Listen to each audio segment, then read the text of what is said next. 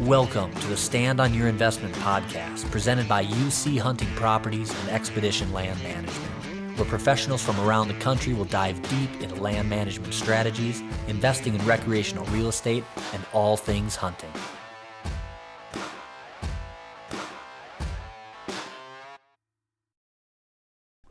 All right, we're going live again. New episode of Stand on Your Investment podcast. Today we are joined by the dynamic duo of Brandon and Joe out of Southwest Wisconsin. They're pretty well known in the UC network. They run in that top 10 or top 5 pack, seems like year in and year out. So we're going to dive in with them. As always, your moderator Kurt Headington here, joined by the illustrious Travis Homily and Chris Van Gerpen. Illustrious. I like that. We're going up. Best I can do. I'm going to start blushing here. Best I can do. If he blushes from that, quite well. You pulled that one right out of. Now what are we talking about? Yeah. All right, let's get back to it. All right. Oh, here we go. So full disclosure, we actually did record a podcast a while back with Brandon. I think, Joe, you had some sick kids that day. Yep. So Brandon gracefully jumped in and said, "Hey, dude, I can cover the soup to nuts. I'm part of this dynamic duo."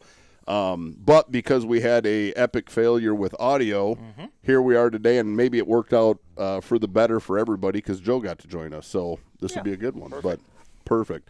Let's start with just kind of a introduction and background for both of you guys. I think your guys' story is intriguing to a lot of people, whether you guys realize it because you're living it day in and day out. But I do think a lot of people see what you guys are doing as a team.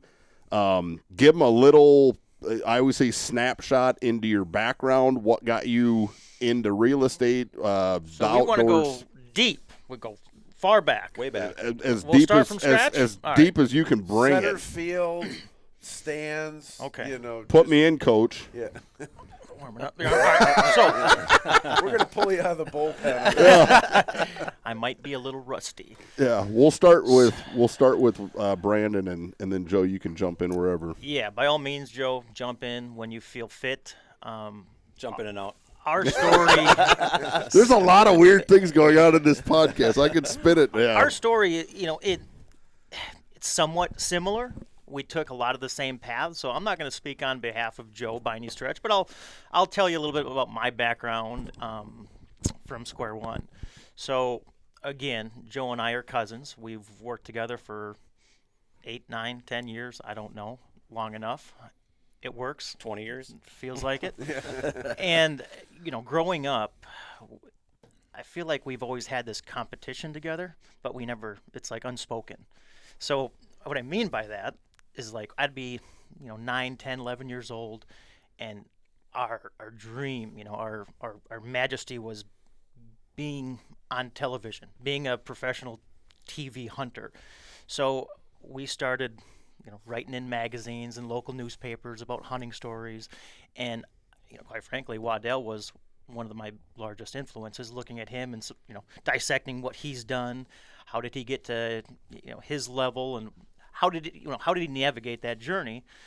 So outdoor articles, we started doing turkey calling competitions, archery shoots, anything to try to build this resume to this place we thought we wanted to be.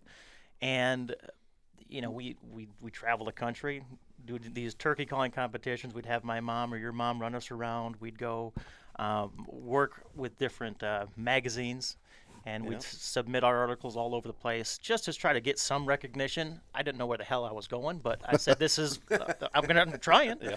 So about 15, 16 years old, I called Bass Pro Shops out of the blue. I was like, I've got this freaking phenomenal idea.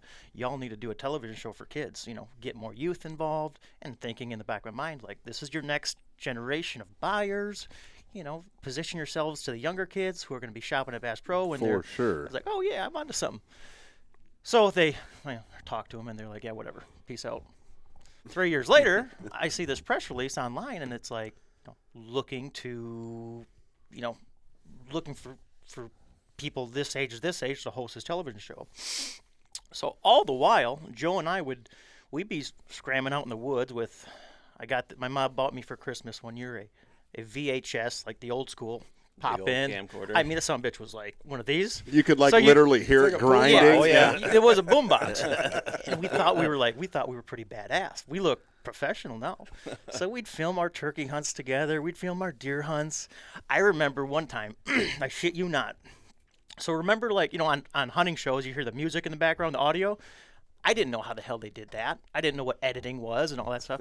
So I shit you not, I had a CD player, Walkman, and while deer were coming in, I'd have the headphones over the freaking audio of the. That is awesome. And then you'd be walking in, and a country music singer was playing, and I was like filming it, self-filming it.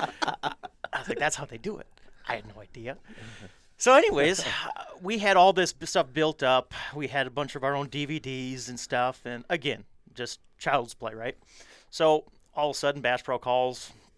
After I submit a resume, work with my English teacher, we get this all assembled, send it all in, and all of a sudden I get a call back.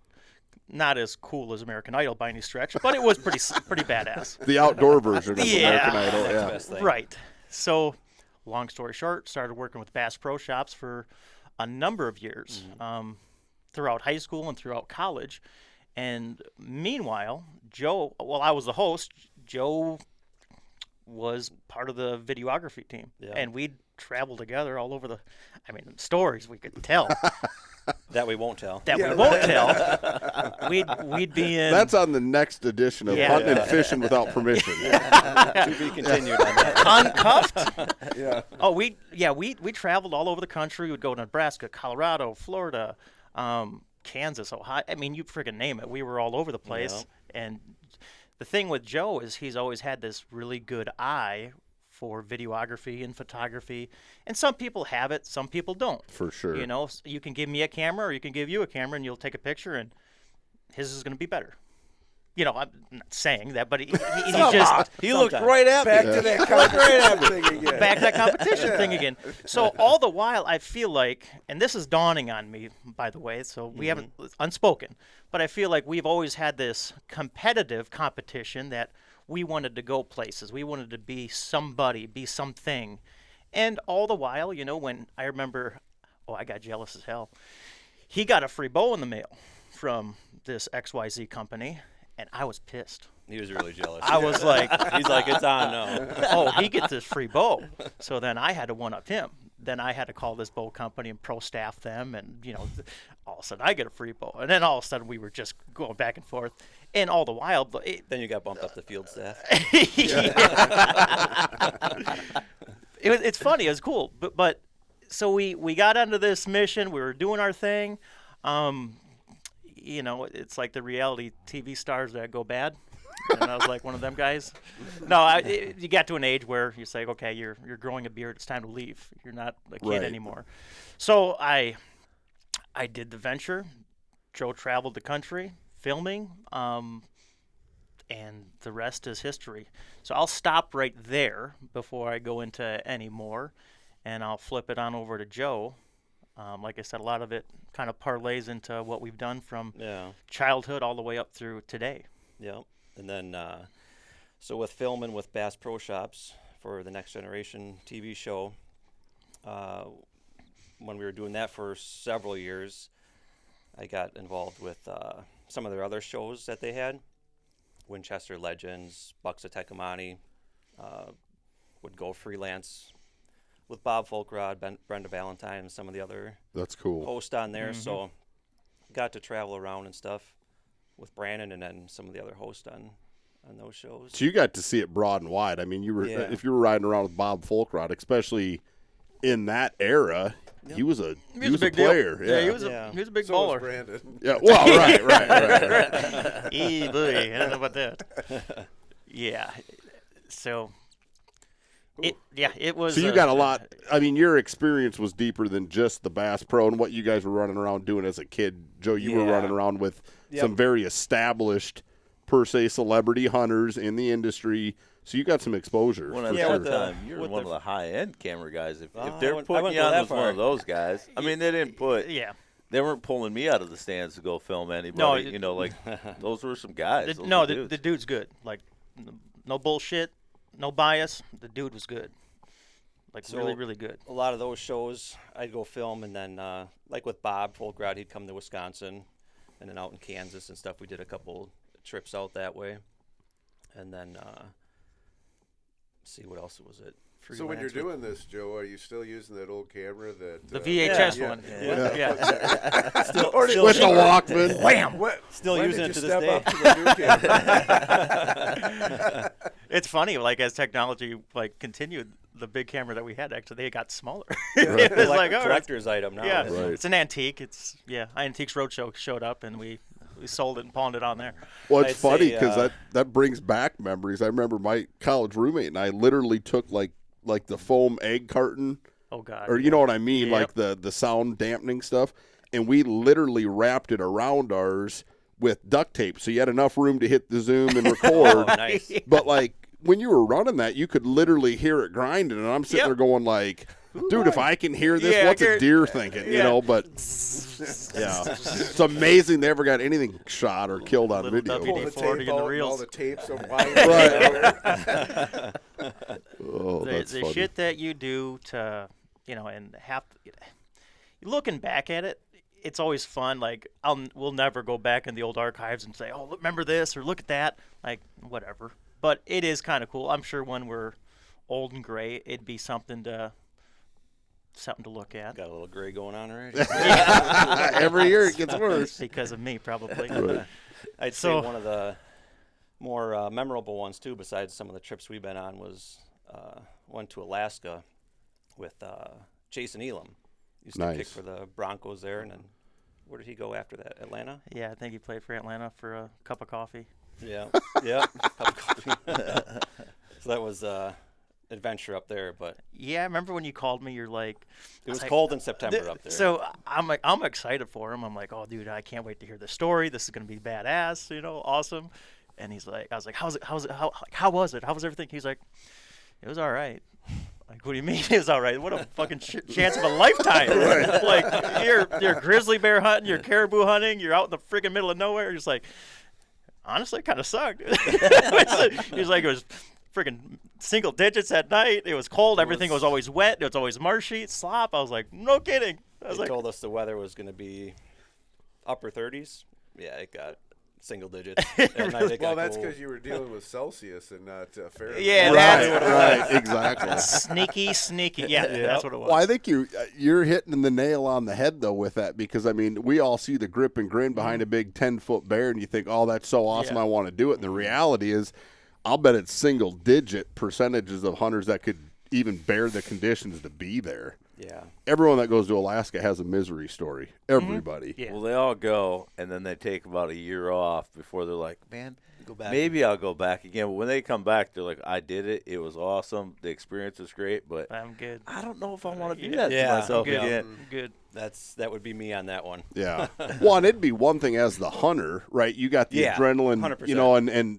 but to be there as a support cast, whether you're running the camera or whatever, those guides up there that do that week in and week in and week out, year in and year out, that's a whole different breed of person. They are. They're 100%. different breeds, and I like to consider myself a man's man.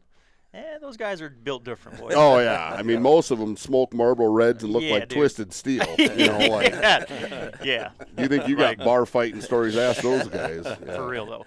Long stories. Cool background. Obviously, you guys are heavily involved in hunting. Still that way. Very decorated hunters to this day, which we're going to get into, by the way, because that's actually what I like to talk about. But I'm going to bring it back full circle into the real estate realm of what you guys do. Give us a little background on how you got into real estate and what that journey's looked like, because realistically, it hasn't been a super long journey to get to where you guys are. The success you guys have and enjoy, you did it quick. Walk us through that, because like I said, I think people want to understand, is there a model I can follow? Are these guys mentors? Yada, yada, yada. All right, I'll be real with you, real quick. So it was either I continued down this television path which would be my vow to poverty, or when the electric bill comes in, you can't send them a freaking bow target or a DVD and say, oh, they'd be all right. No, it's time to grow up, and So at the time, I was working, so went through college, got a job at a marketing agency. I was doing PR and media work for different brands in the outdoor space.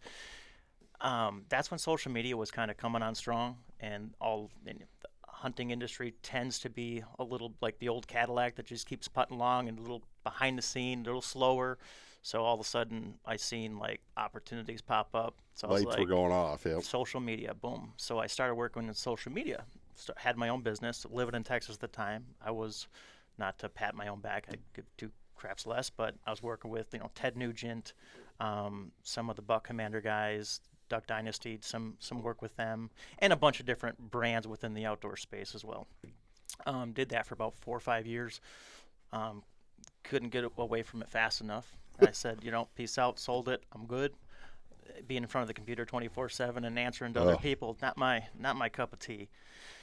So I was like, at this point in my life, I was like, I started to make grown-up money. I was like, okay, I'm trying to navigate this thing, still trying to figure out what I really, really want to do.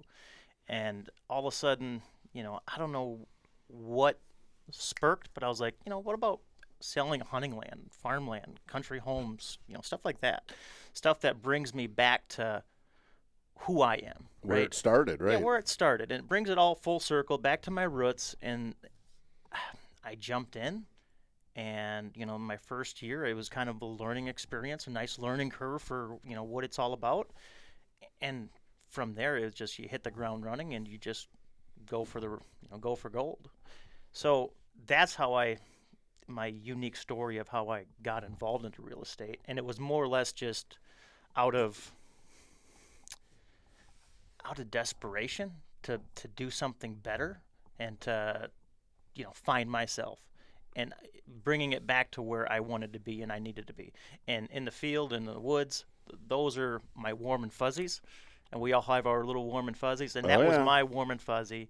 And knowing that I could, make a living doing it, and not printing out DVDs and putting my sticker label on it and send it to you. And not to completely whore this thing out, but let's be honest, you're living your lifestyle, right? Oh, absolutely. I mean, it's a job that fits. Yeah, absolutely. It's a job that you go through life and you're always, some people, they don't find their purpose, let's say. You'll one place to another place to another place, and you might be there a year or 2 or 5, and you're like, I'm just not fulfilled. I'm not happy. Right. And once I got into the real estate business, I felt like, boy, this is both fulfilling. I feel like this is my purpose in life, and I guess I'm pretty damn good at it. Yeah. There's no doubt about that. But how about you, Joe? I mean, bring us from Bass Pro, videography, the everything you had going in the background to today in real estate. I would say going back to the freelancing with videography and all the different shows, I think with traveling, just being always gone, on the road, hotels, staying places, and I like to hunt. So that was always the biggest thing, is being behind the camera during the really good times of the year in the fall. You're thinking, man, I could be hunting right now, but I'm filming. Right. Which isn't all that bad, but I think Brandon started it a couple years before I did with the real estate. So he got into that, and he was really enjoying it and stuff, and the learning curve of it. And I ended up jumping into. It took me a couple, hey. Oh yeah. Get in here. Get in here. Yeah. Yep. It takes a little bit because you got something going on, and then you're making that transition from kind of the job you're doing, or a couple jobs you're doing, into something else. But yeah, it's always the unknown. Everybody's always afraid of what the unknown may have in store for you. Yeah. And until you take that plunge and you say, all right, both feet in, let's get wild, let's try it. Yeah. Let's And you can't listen to outside noise. Yeah. Because right. you're always going to get people say, don't do that, don't do it, blah, blah, blah, this and that. And the you just hell have with to go them. in and do it. Just do what you do, Yeah. dude. I Do think you. the outside influences are what holds a lot of people back of jumping in. Yeah, 100%. There's a lot of it. I mean, even though you guys are cousins and related, Joe's starting a family when all this is going on. Yep.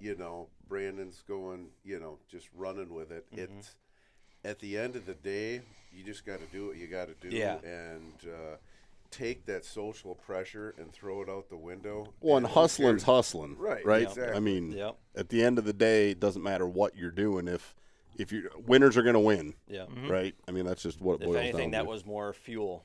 The Yeah. outside noise of people saying, Yeah. you don't know if you want to do that because sometimes the market, it's good for a little bit and it goes down and you might make no money that you might not make. So Right. that's just Well, everyone more fuel. likes a guaranteed paycheck. Everybody right? loves, Yeah. that salary job. I'll be honest with you. Sure, that's nice. I mean, getting that check in the mail, guaranteeing that's going to be on time in my mailbox, that is nice. But damn it, tell me no, and I'll prove your ass wrong every single time. Yeah. There's something about. Then I'll Snapchat you a deposit slip every time. Yeah, I get it. Yeah. Hey, put it this way. It's nice to have control of your own destiny, and the unique thing about real estate, you can work as hard as you want, or you can work as little as you want. Boss man. We've been trying to work pretty hard.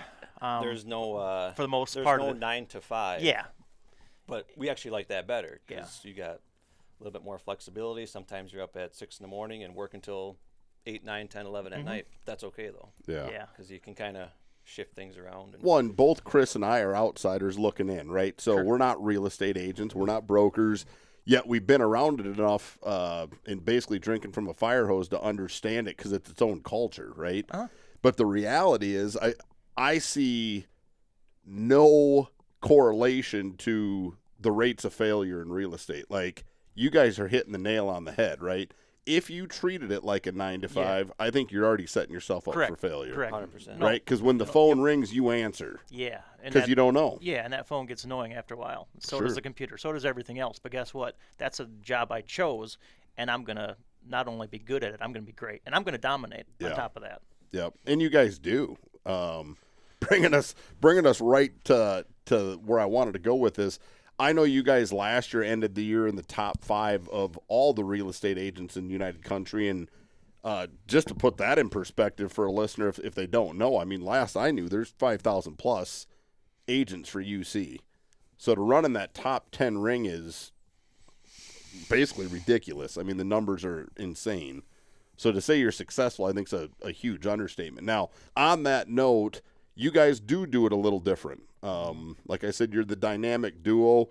Like any business, when there's multiple heads, working together to go somewhere, that takes some coordination. It takes some effort. It probably takes a lot of patience. I'd throw discipline in there. I think, trust for sure. Yep. But just give us, I mean, how do you guys divide and conquer? I mean, certainly no one can be everywhere, and the amount of listings and closings and whatnot you guys are doing, it's next level. I mean, it would take 2 people to run like that, and somehow you guys are doing it, and it looks like a well-oiled machine. Want me to take this? Go ahead. I'll take this because here's when we started.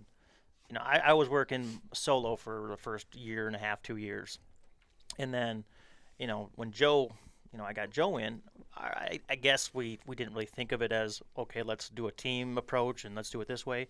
It was organic, it just happened that way, and my first concerns, I don't know about him, but I was like, okay, if we're doing like this as a team, things, any business, when you're in a partnership, things could go south really, really quick. Oh, yeah. Really quick. Throwing a third guy, then it's, your rate of failure is, whew. So I was thinking, 50%, we're splitting expenses 50%, would be splitting any sales 50%. And so you start divvying, and I was like, holy crap, we really got to hit some really target numbers to make this thing worth a damn. Let's not play in a sandbox. Let's get, if we want to get serious about this, we got to do X amount per year for the first year and set another goal and set another goal. So again, we went through it organically and said, okay, the thing is he's like a brother to me. I mean, I've known him since day one, and there's not a whole lot of secrets or things that I don't know about the man. So Good or bad, yeah. good or bad. I know more about you than you know about yourself. Well, damn right. So there's comfortability there, but at the same time, I know what my strengths and weaknesses are, and he complements my weaknesses, and I complement his weaknesses in in a way that it just kind of mends. And I think it's important, if somebody was going to do that team approach, you really need to know that person inside and out. Yeah. Because you got to hold people accountable. If you don't wake up on time and I'm there to pick you up, yeah, I'm going to be pissed. Right. Vice versa. If you don't show up for an appointment, and like, what happened? So accountability is everything, and we both hold our feet to the fire when it comes to this stuff, because I know I respect him to a point that I don't want to let him down. Yep. And I know he feels that to me back. And I think that makes the world of difference. Yeah. Sure. So now, are you guys doing most of the, I guess I would call it prospecting? I think at this point your phone's probably ringing a lot on, come check this out, or we want to work with you guys. Mm-hmm. But if you're out prospecting, I mean, are you guys literally going opposite directions to canvass an area, shake hands, kiss babies? Are you together all the time? Like, It's mixed. Yeah, a lot of the times we'll go together on appointments or whatever. But if we got something going on in one direction one day, in the opposite direction, he'll split off, go there, and I'll head the other direction. whatever it takes to get it done. Yeah. Like this past week, I've been meeting with attorneys all throughout the southwest part of the state, shaking hands, meeting, resourcing, and that's taken up a lot of my time. And so Joe's been handling a lot of the listings lately. So being able to divvy out different items. Now, don't get me wrong, like, there's nothing better when we're both in the same truck and we're going to shoot a listing or going to an appointment. Oh yeah, it's fun, it's great. I mean, it takes the edge off, so to speak, when you're actually doing it with somebody else. When you're riding, as much as we drive, it's not uncommon for us to do 30,000 plus miles a year just in business. Right. And it's awfully nice to have somebody in the in the passenger Well, seat. especially in a lot of Southwest windshield time. Wisconsin, when you don't have any cell service, Oh, so good Lord, you're no talking kidding. to your cell phone. Half the time over there, dude, it's just like no. And the problem is what I had to do, and there's places like this all across the country in Midwest, but you get into these valleys and ravines, and all of a sudden you get a phone call, and then son of a bitch, you look 3 days from now and a voicemail pops up. Yep, So I'm been always there. like, on my voicemail, I was like, make sure you leave a message, because all of a sudden 4 days later, It'll here pop comes up. a voicemail pops up. So that's part of the Got to territory. restart Yeah. your phone every day just to make sure Yeah. it'll It's pop Well, up. like a black hole. It is a black hole. I don't want to skip over that. I think this is important just to bring some scale to this, right? Because you guys are operating at a level, and I mean, we're talking tens of millions of dollars worth of listings year in and year out, and somehow you guys keep hitting these dingers. You're doing it in southwest Minnesota. Wisconsin. Or, sorry, my bad. Yeah. Wisconsin. Geography was Geography. Well, it all starts blurring at some point, right? If there's big deer, I want to be there. But Yeah, other than that, but I mean, Southwest Wisconsin is very rural. Yeah. It's heavy ag, but it's also got a lot of topography, right? Yes, it does. So we're sitting here talking about phone calls dropping and everything, Yeah. but the reality is, it's also part of the state of Wisconsin. Like, decimated the herd down there because it was one of the early CWD areas. zones. Yep. So what you guys are doing to me, I think it's intriguing. It's amazing because it's not like you're selling farm ground at $25,000 Yeah, an acre. right. So we've got to do, don't get me wrong, it'd be, I wouldn't want to sell anywhere else in the country. Personally, I love Southwest Wisconsin. But Yeah. granted, if we were in parts of Texas or parts of Mississippi or parts of California, and all of a sudden we have, especially California, 10 sales a year and, 50 million. Yeah. It's just a different area. Yep. So, but I just wanted to Can't- point can't that beat out it. because I think, what you guys are doing, you're making up with volume sure. what, to your point, some areas of the country can do in a handful of sales. Absolutely. So, if Iowa, tillable ground, 20,000 an acre, 15,000 an acre, Right.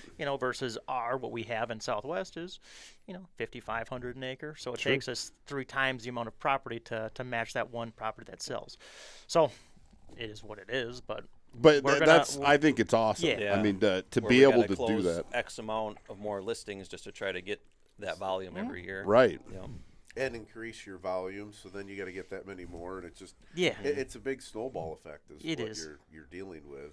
year in and year out. Yeah. Yep. Right. Yeah. The beautiful thing with land is that it's repeatable, right? Correct. So just because you sell a piece today doesn't mean you don't get to resell it 2 years from now or 10 years from now. Or sometimes you double, triple, quadruple dip on some specific pieces. yeah, no, that's Yeah, that's I mean, super it's- cool. The repeat ones are the best ones. Yeah, Right. those are Where you those. list them, sell them, and then maybe in a few years they're reselling them Oh again. yeah, I call them starter properties, right? Your 40 acres, your Yep. 60-acre pieces. A guy buys it. This is his Looks, dream, and all of a sudden he turns buy into 100 acres. Boom, does a 1031 exchange, flips that money on over. Next thing you know, you're back to that guy again, and he's like, "Hey, I found this 200-acre piece. I really, really want it." Like, all right, Let's we'll go help get it. you. We'll help you But get it's her an done. Let's get addiction it. to them also. What's that? Buying land is addiction to the buyers. Oh, buddy, it's And yeah.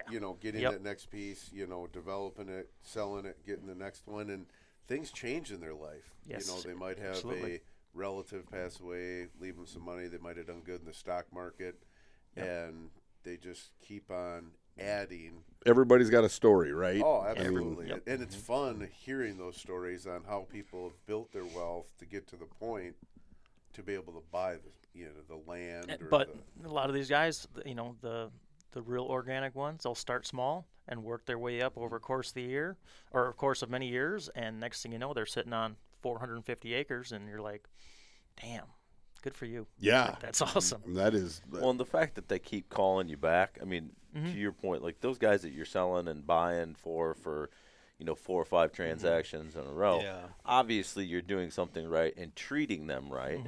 Because let's be honest, they could go to any real estate Easily. agent in Wisconsin, Yep. but they continually come back because they trust what you guys do Nailed it. and that you represent them to their best every time. Yep. Give them a And- good experience from start to Yes. finish on the whole entire process of the transaction. In general, real estate is all 100% about trust. It's when I shake your hand, I'm going to do it. Now, I can never guarantee a sale. I can never guarantee that. But damn it, I'll promise you that there's nobody that's going to work harder for you than I will to make it happen. to right. make it work. And I think it's even more than that, right? I mean, not just your guys' background, not just your track record. You guys are still living the lifestyle. I mean, Joe, I want to take a couple minutes and talk about the big deer you killed last year. I mean, I know it's one of many. You got a wall full of giants. But I laugh because I was texting with Joe this summer, and he sent me a picture of a deer, and I can't even remember you lefty or whatever you called him. He had some unique Long brow. or long brow. There we go. Maybe it was on his left side. I don't remember, but that's what stood out. And he sent me a picture, and then I don't know. We probably went 2 months without talking or communicating or whatever outside of liking a Facebook post or something. But the very next picture I seen was a grip and grin with Joe. So walk us through that, because I think there's especially in Southwest Wisconsin, I think there's a strong correlation to guys doing business with guys they trust because you're living the lifestyle. You're producing the results that they want in your personal life and in the real world with land. So Yeah. talk to us about Longbrow. I want to hear the story. I'll back up a little bit to the year before, 2021. So I had some trail cameras set up on a property that I recently purchased, and put food plots in, got stuff squared away, stand set up, put cameras out, kind of let it set. All of a sudden, pretty darn good deer showed up, late summer, velvet, and I was thinking, that's the deer. That's the deer I That's might have him, my eyes right. on this fall. Fast forward a little bit, during bow season, I could never see that deer on the hoof during daylight hours. Nighttime, or I'd get him in a little core area on a small piece of property, and he'd be in there almost every day, every other day on trail camera. November, I had him come into a water hole, kind of last light. All of a sudden, there was some does over my shoulder. I turned, and he was already walking up to the water hole, but he was facing me straight on. He got up to the edge of it, and it was a 110-gallon water hole tank. And it was getting kind of low. It was about halfway down. He was standing on the edge of it, drinking out of there. But he's head on. I mean, Head as a on. visual. Yep. Yep. So he dropped his head down in there, he's drinking water, and I was at full draw. And I was thinking, when he picks his head up, maybe hopefully he'll turn a little bit where I can get a shot at him. He had his head down in there. He'd raise it up, And I was thinking, I should just drill him right here, straight on, straight on at 15 yards. But I didn't want to risk it, just the angle and everything. So he dropped his head down in one more time, and he actually slipped down into the tank because he had his hooves right on the edge of it. Slipped down in, and then he bound away. 15 Freaked yards. himself out, right? Yeah, right into the brush. Couldn't get a shot at him. Couldn't even hardly see him at that point, and he walked off. I think I had him on camera that night. 45 minutes later or something, he came back. Never had an opportunity at him again that fall. Gun season, I had him on camera, I think seven days during that gun season period. He would always come in, he'd hunker down during the day, and then out to the plots at night. Yep. So Unkillable. Unkillable. Opening weekend, I never, as bad as I wanted to hunt that property, wind was bad, so I never went back in there. I just waited till muzzleloader season. Never did get a crack at him at that point. Fast forward to February 14th, I was out shed hunting, and I found his one side of his antler there. Looking around, couldn't find the other side. That's a long story there, but couldn't find the other side there. Fast forward this year, seen him back in velvet again in late August, I think it was. Hell, I was filming him. I was like, Joe, you got to see this deer. Yeah, Brandon tracked him down. I was like, said, you stay better be away." careful. I'll be slipping on in there, boys.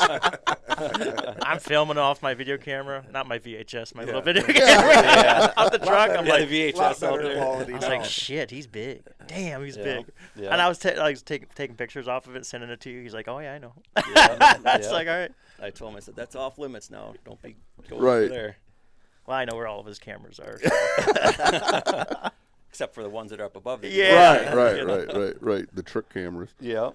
So, let's see, Velvet. He was in Velvet there all summer. I had him on camera just consistently. And he got a little bit bigger than he did last year.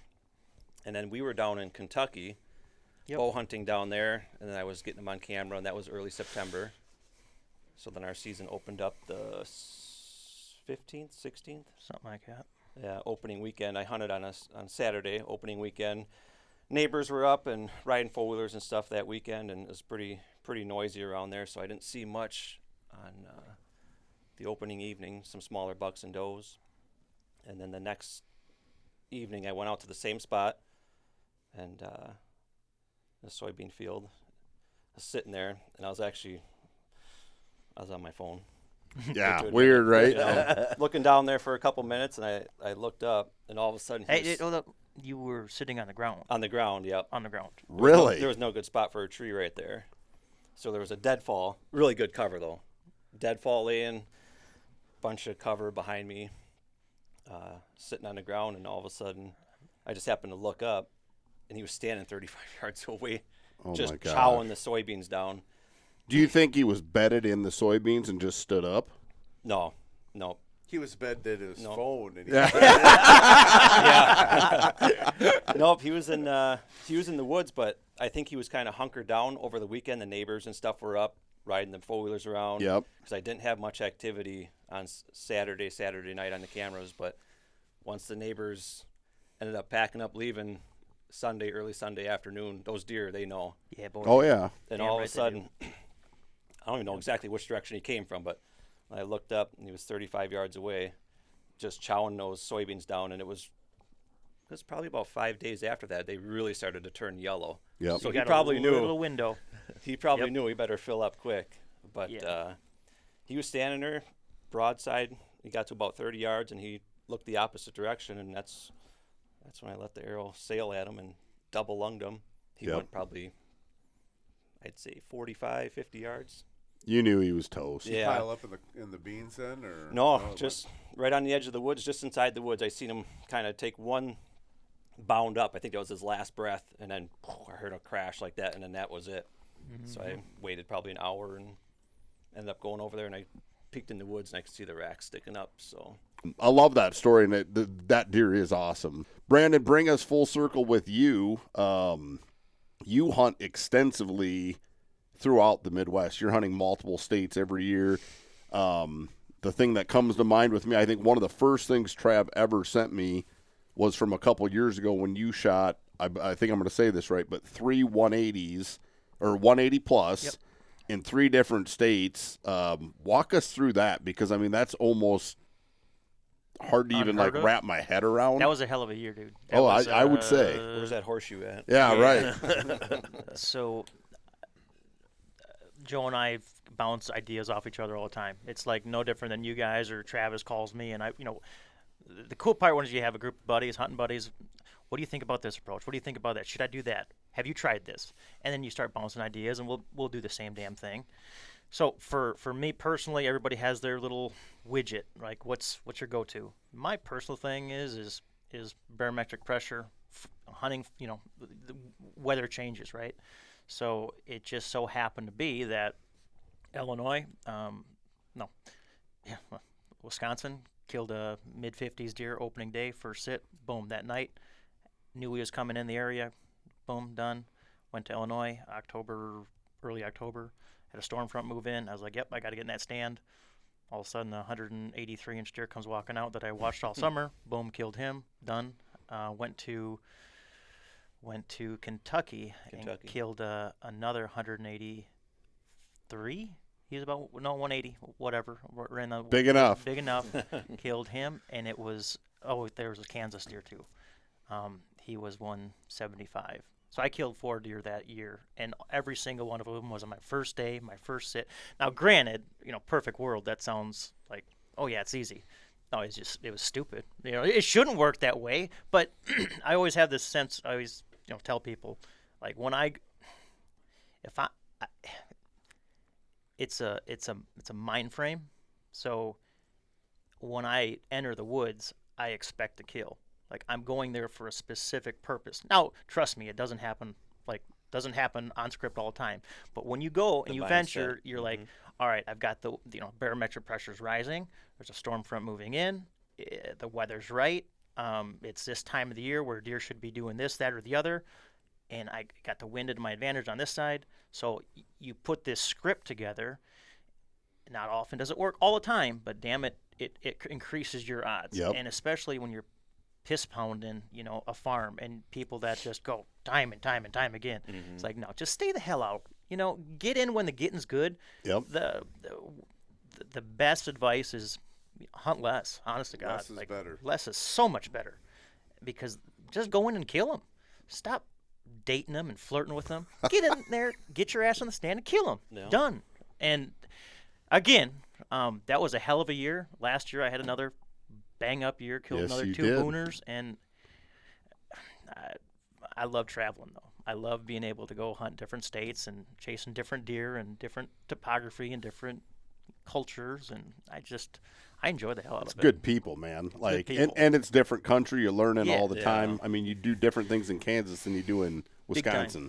Yeah. On that note, you did have a bang-up year last year. That's what I was going to ask you about, Brandon. So, I mean, somehow, some way, you're finding these spots. Mm-hmm. You're finding areas to go that even can produce, a gross Boone and Crockett consistently. Yeah. Now, talk us through that a little bit, because, I mean, there's a lot to that. I mean, you don't just say, hey, I'm going to go hunt Kansas, and maybe you could get lucky, but it certainly looks like you get lucky a lot. And I don't attribute that to luck. I mean, how do you pick where you're going, when you're going? I mean, we talked about weather events and barometric pressure. Yeah. I think that's standard par for the course stuff, that if you're a good hunter and pay attention, that's the stuff you're looking at. Yeah. But you're doing it in a lot of different regions. Yeah. Whether it's Kentucky or Kansas, Ohio, Iowa, Minnesota, Wisconsin, Illinois, Missouri. And let's just cut the BS. Like, if you're a Lukoski or you're some of these other folks that have great ground and they're really good at what they do, you're a product of your environment. If you've got big deer in that area that are capable of growing boone, the likelihood of you killing them is pretty good. You pretty go high. To some parts of the state of Wisconsin, it may never grow a booner. May ever. But what do you mean? It's the number 1 Boone and Crockett producing state in the country. They're not everywhere. Read the fine details. Fine print.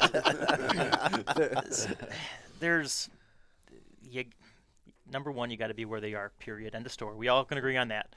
And then at the same time, everybody's everybody wants to kill a big deer, right? Well, I want to kill a big deer too, and I'll beat you to it. I'll out-hustle you. I will out hustle you. I don't care how much trips back and forth to state that I got to make to. I mean, that deer in Illinois. I never heard of frickin' army worms. They're nasty, dude. I planted that plot 4 times throughout that year. I'd go back a month later, check on Where's it. my plots at? Just dirt. I'm like, what the hell? Oh, drought. Went back again the next month. What the hell? Nothing's growing. Go back again the next month, and all of a sudden I see the friggin' the fields crawling in these worms things. Yeah. I was like, what? I never seen that before. Yep. So get that planted again. So, but okay, so that's one thing. The next thing is being able to shake hands, resources, know people. You ain't just gonna go just sit in a random spot in Iowa and kill a booner every year. Right. You got to be able to Gotta be where they are. be where they are, and whether that's studying plat maps, whether that's shaking hands with neighbors and going on little trips to shake hands with farmers, or you gotta hustle. You got to get access. You gotta right? get access. Access is everything, and trust me, I don't have millions and millions of dollars where I can just say, "Yep, I want that deer." Right. It doesn't work that way. Unlike some people that I know. Yeah. So- Right. For sure. No, that's cool, and I think that does bring me to another point, because I'm joking about this, but not joking about this, right? All right, You fire it guys bust your ass all year so that come hunting season, you can do this. You can live Yeah. that lifestyle. Joe, obviously, I know you're in a little different boat with young kids at home and a family. Yeah. Brandon's our everyone's dream. Bachelor. Yeah, bachelor, living the dream, running around hunting 7 states, whatever. But Available bachelor. yeah, ladies. Swipe left. Here and now, yeah. At Brandon Wikman. No. You'll see my name and number about on the screen. Call for a good time. But I mean, I, Brandon, you said this to me one time, and you said, I mean, it's just a burning desire. It's in your DNA. Like, big deer is why you get up in the morning and bust your hump all year, so that when that time comes, not saying you guys are checking out and that you don't do anything in the fall. I don't want to paint that picture, but your activity level there, you want to be in the woods. And if you've crushed it all year, you got a pretty good excuse to be in the woods. Yeah. And even in the fall, even if we are on a hunt somewhere, usually 8 o'clock in the morning until 3 o'clock in the afternoon, we're on the computer working, making calls and stuff like that. Or from putting the stuff together. Tree stand doing DocuSigns and, and emailing back and forth. Travis is the greatest at that. I mean, hell, I think he just goes to the woods to work. Just to get, that's about My time away. literally. So it's people are like, well, you guys have the best job. You can just go wherever you want. It's like, yeah, we're very blessed. Don't kid ourselves. But that cell phone is always in my pocket. It's always in your pocket. We still bring the work with us. where we go. Work goes with us no matter where we go. I could be sitting in a tree and friggin' you name it.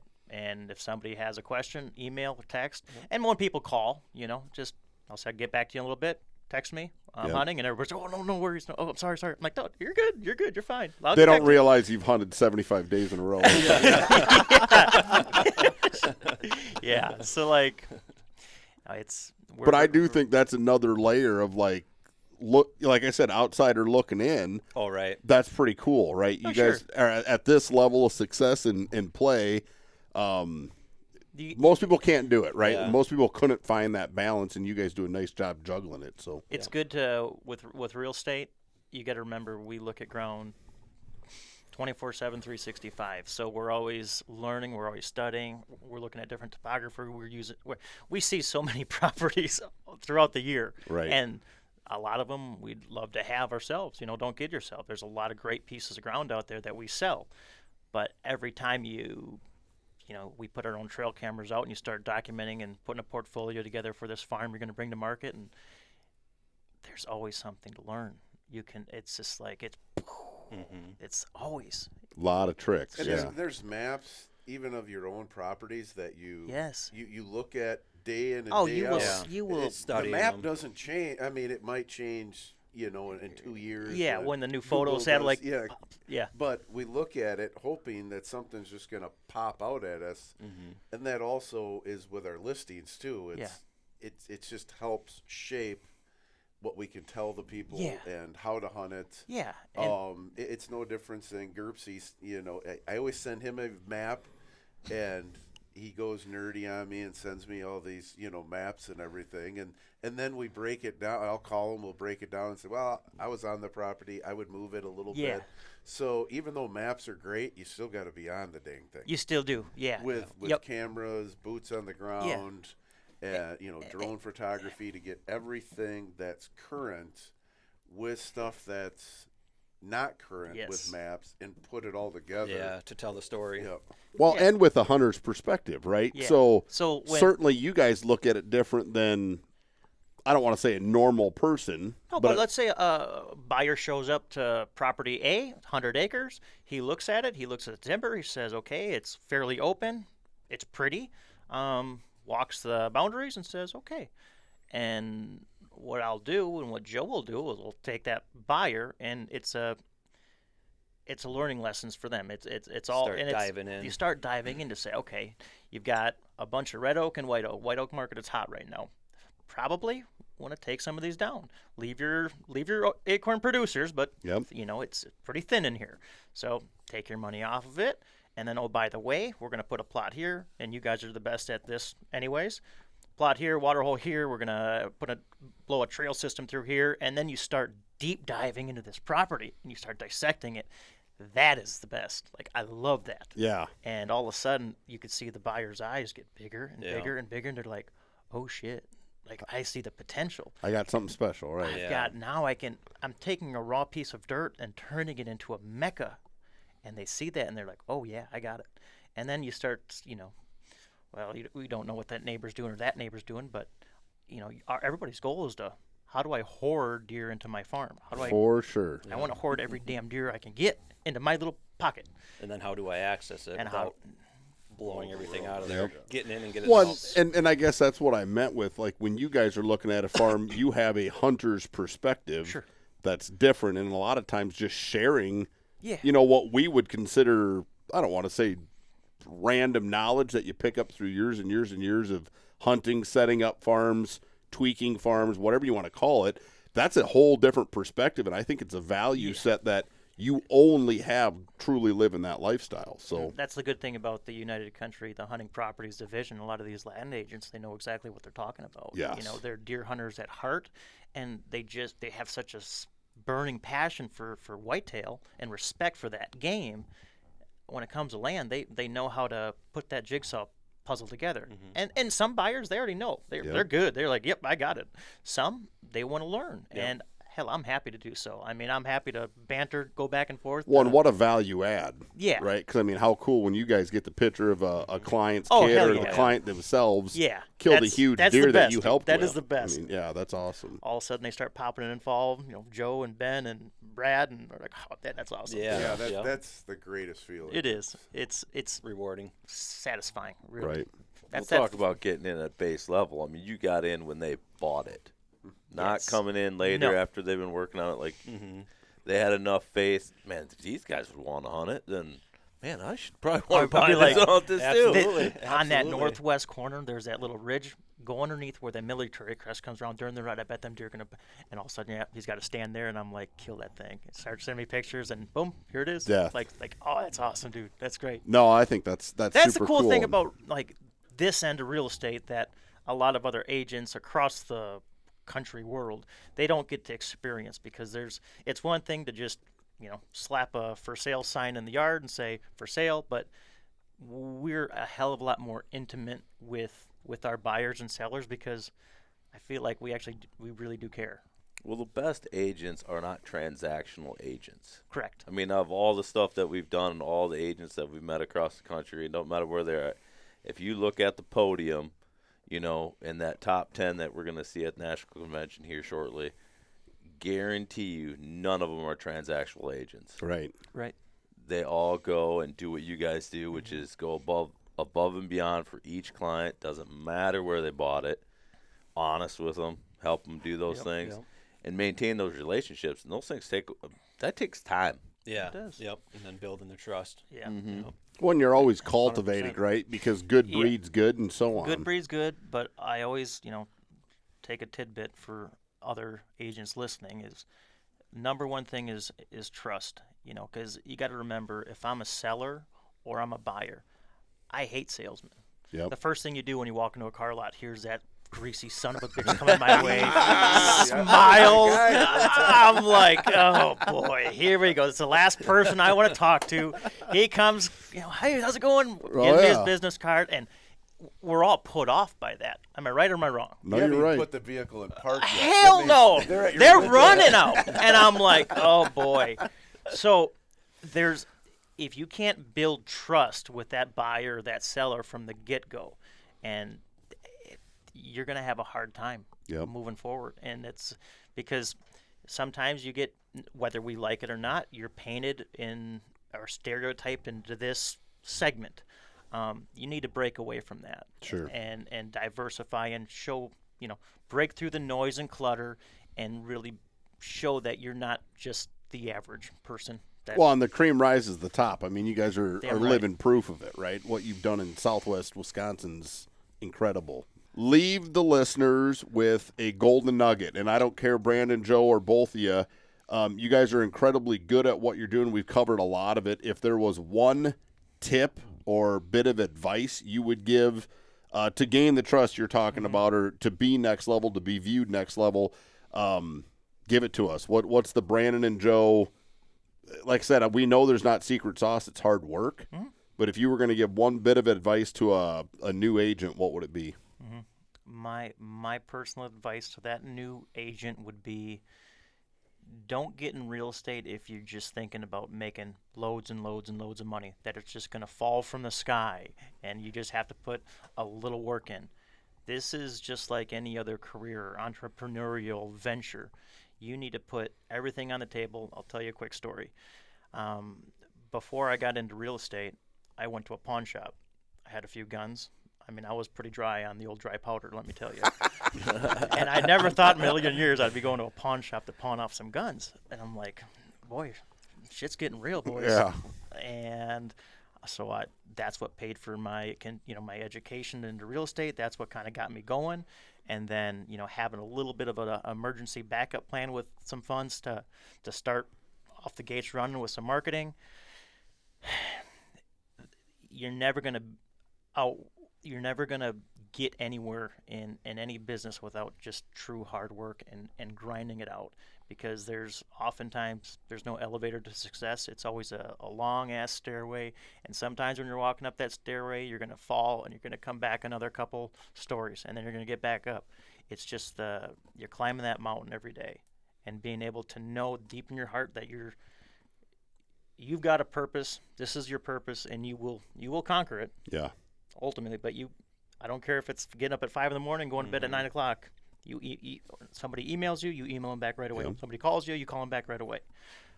It's not all. a 9 to 5. Yep. Right. It's not a 9 to 5. And if you want it bad enough, and you want to make the big money, and you want to be a somebody, yeah, you outwork everybody else. Yeah. And you might not make money your first year Yeah, right. in business is doing it. Right. Be realistic, right? To get in the green, get out of the red. Right. No, that makes sense. So I like that. I think that's a good one. I did want to touch on something. You brought this up, Brandon. You said even out of the gate, you're literally pawning guns. Yeah. But part of that vision was marketing yourself, right? Because that's what you guys are in the business of self-promotion. Right. It just so happens you end up, handling real estate. Right. But those buyers are buying from you guys or listening with you guys because of the trust factor. Correct. So really you sold yourself. I just want, is there a hard and fast rule from both of you guys on, hey, if we make $10,000 on a deal, 10% of it's going right back into the machine? And when I say the machine, marketing, or is there any hard and fast rule on how you guys break up or I don't want to break up's probably the wrong word. But ultimately, we'll allocate a specific, percentage of our numbers to marketing and advertising. And being consistent. And being consistent on that, not just saying, we're going to throw $10,000, this year, and next year we'll do $2,000. Never pull back. So golden nugget is this, other than the hard work, determination, blah, blah, blah, that everybody I love the talks about. motivational speech. So do I. Market, and then when you're done marketing, market again, and don't frickin' stop. When the market gets tight and it gets slow and, you're not getting calls from sellers or buyers, don't you dare shut that marketing machine off. Keep Crank it going up. because consistency is everything. When everybody else starts pulling back the money, that's when you just keep on flooding it.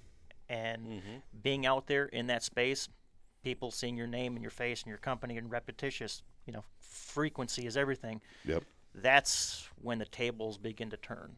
Because when everybody gets scared and nerved and, oh shit, the sky is falling, I'm going to pull back all my marketing budget. And I'm not saying go just get wild, but I'm saying just, be consistent. Yep. Joe, anything to finish this off on? Nailed it. All right. Good enough. Well, we will do this again because, like I said, I think it's Where's the endless. mic? Yeah, mic drop. Brandon Wikman out. No, good. Been fun. Appreciate it, guys. Thank you. Thank you for watching this episode of the Stand on Your Investment podcast presented by UC Hunting Properties and Expedition Land Management.